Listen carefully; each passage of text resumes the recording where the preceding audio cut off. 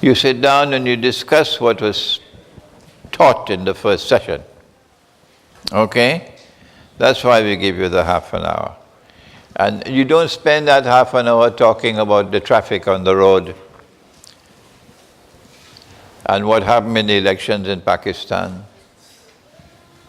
You spend that half an hour discussing with each other what was presented so far on the subject. Now then, if you have any questions, this is the time, or if you have any comments to make, these are always very important for me. Who will be the first?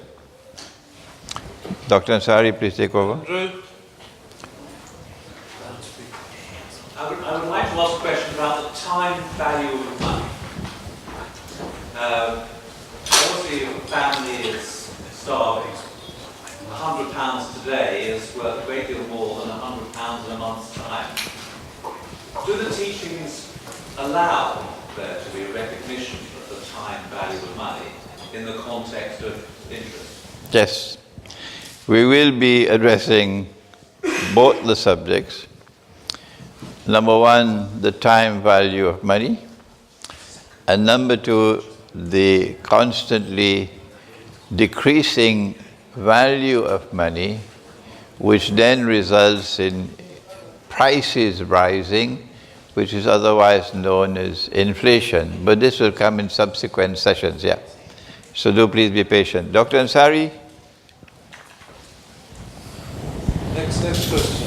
This gentleman here. This gentleman here. Just a rhetorical question, Sheikh Imran. Please, when you are asking a question, you do it the way the brother did. Because I have a declining air problem now. You're going to speak louder. Speak louder. I heard him clearly.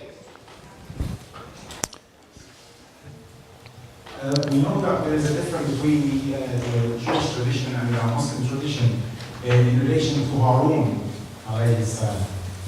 Harun has been accused of creating and carving the car in the Jewish tradition. And the Quran tells us that... the microphone is worse than if you speak. I can't understand what you're saying. Okay. There is a difference between the Jewish tradition and the Muslim tradition in regard to... I'm not understanding you. Or leave the microphone, yeah. I can't hear you. In the Jewish tradition. In the Jewish tradition. There is a difference between the Muslim tradition in regard with Harun alayhi salam. Harun alayhi salam. So Harun accused by the Jewish tradition that he carved the calf and Yeah. that's the one, the crime assigned to him. Right. And in Islam, in the Quran, Allah says, when the Jewish rabbis were talking to Maryam alayhi salam, they say to her, Ya Ukhta Harun.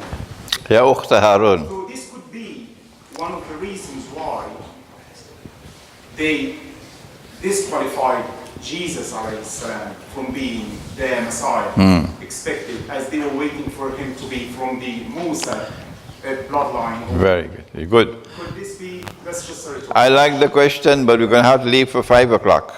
No. Yes, we'll have to leave this question for 5 o'clock because it's not connected with Riba.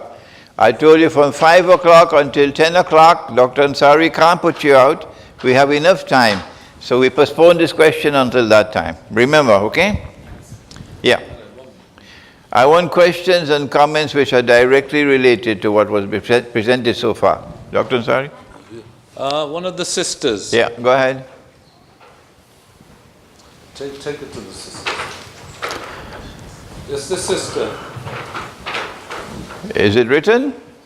Yeah, send it to me, We save time if you send a question to me in writing. We'll save time. Yusuf. You robbed me of 10 minutes, so I'm going to take that 10 minutes back from you. Yeah, Bismillah.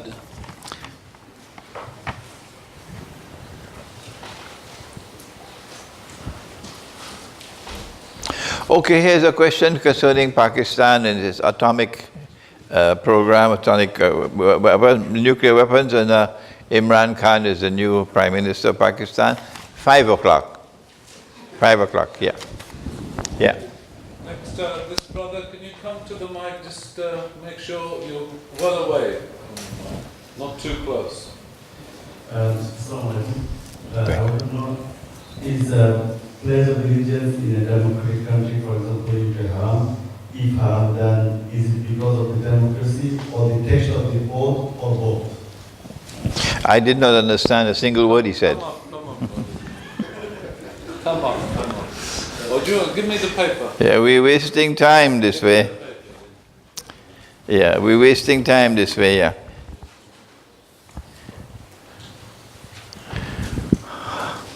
Now tell me, is this a question connected with what I presented this morning? No, it's not.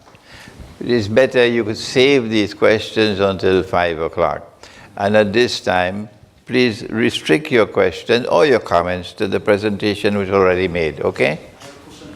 Yeah, go ahead. So you said if anyone does not give up the profit of riba, the war of Allah and His Messenger is against it. But we see many people in this world are indulged with riba, but they have a good life. So when Allah says the war of Allah and His Messenger, is it a warning or is it a real war? Very good question. I love this question, yeah. The question is that in the last revelation to come down in the Quran, Allah declared war, and not only Him, but His Messenger as well, that we will wage war against the money lender who refuses to stop lending on interest, demanding the interest, okay? All right, I have a booklet entitled The Quran, the Great War, and the West. It was published in Malaysia, and we had to send 200 copies by air. So you know how expensive that is, to reach here for today. So on this occasion of this seminar, that booklet goes on sale for the first time. In that booklet entitled The Quran, the Great War, and the West, which is Armageddon or the Malhama you were talking about, there's an answer to your question. That when Allah declares war, how will that expression of war or declaration of war take place? That booklet answers you, okay?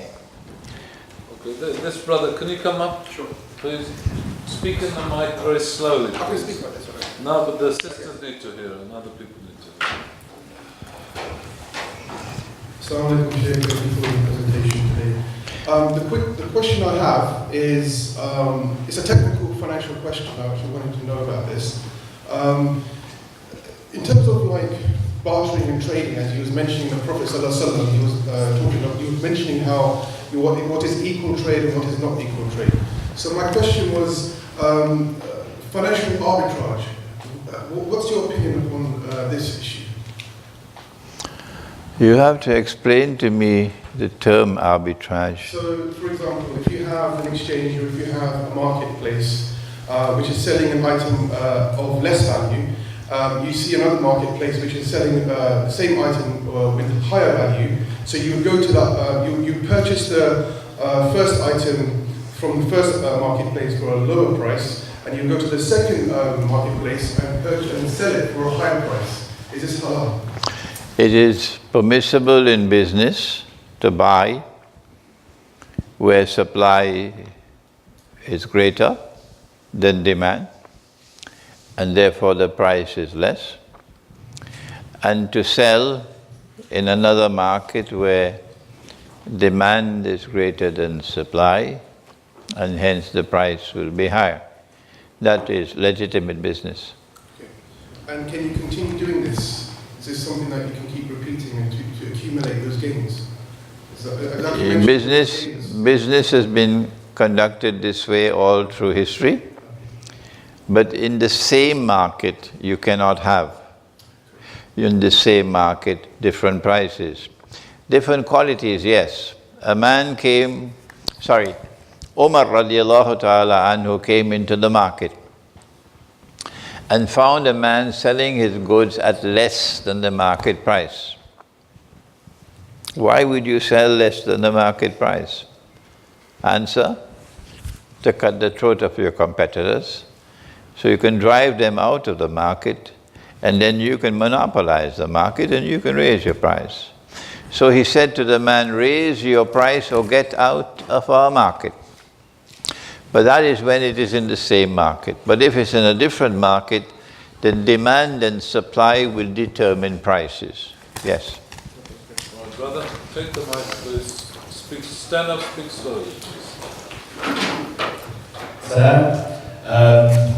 This is on what you talked about anyway. Yeah? You spoke about something which is in the hadith, about going to meeting someone before they reach the marketplace and then purchasing their product, going to the marketplace and sell it back. I'm aware it's in the hadith, it's haram, but you said this is in Riba, so I would like you to explain and expand my knowledge on Riba to how this becomes Riba, because I know it's cheating, I know it's in the hadith, it's haram. I've also read the other parts of the hadith on trading as well. Not a professional, but yes, but that one there, yeah, I need that explained how it's Riba. Okay. Now, don't use the microphone. Yeah. Now repeat the question. You spoke about meeting someone in the marketplace. Yeah. No, before they get to the marketplace, buying their product, then taking said product to the marketplace. I'm aware that's being put in the... No. He did not say anything about taking that to the marketplace. The hadith is that if you meet a man coming to the market, and you buy his goods from him before he enters in the market, hence he is not aware of the market price. And you are exploiting his ignorance of the market price to pay him a price which is unjust. The just price is the market price. And you are exploiting his ignorance of the market price to rip him off. That difference between the market price and the price you paid is riba, because this man has been ripped off. You don't understand? No, I understand. Yeah, go ahead. I understand why you're not allowed to do it. Yeah. I just wanted to know, I wanted to know how it became riba, which is then interest. No. In the Quran, riba was borrowing and lending money on interest, the money lender. Yeah, This one is not the money lender. So there are different forms of riba. I gave you the first one from the Quran, which was money being lent on interest. And then I gave you another form of riba, which is from the Sunnah, which is a transaction based on deception. This does not have money lending in it. A transaction based on deception which yields a profit or a gain to which you are not justly entitled, otherwise known as a rip-off. That's the reason for my questioning. Yeah. Because of the Quran in Surah Al-Baqarah specifically notes down that riba is when you loan out. Okay, first form of riba, which came from the Quran, is the increase on the amount which is borrowed when it's being repaid, which is known as interest. The second form of riba has nothing to do with the first one. They're not connected.